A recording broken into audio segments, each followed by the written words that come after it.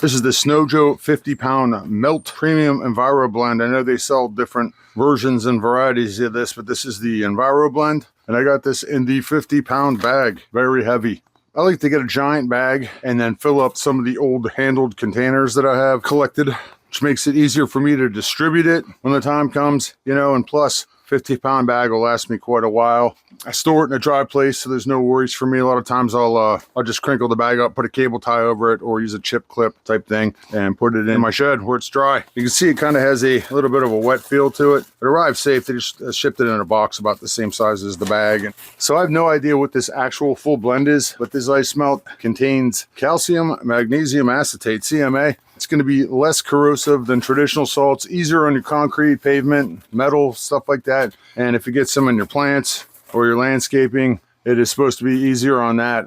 They say that CMA is considered to be safer for pets than regular rock salt. I can't really tell you how much safer, so if that's a concern, make sure that you do your research on that. I have a dog, and I put this in my backyard, and it doesn't seem to bother him at all.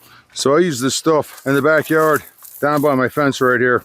I walk my dog 3 times a day, and the way that my yard is sloped, all the water drains down towards this fence and out the back. You can see it's been a few days, stuff's been melting, but I still got a patch here I got to deal with.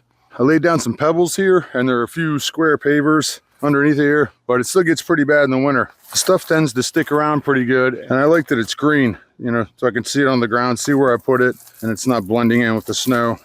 Leave that right there by the fence.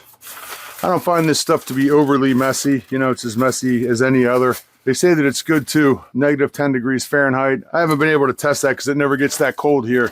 We did get into the single digits this year and it worked fine for that. There you go. Snow Joe 50-pound melt Primo Enviro blend.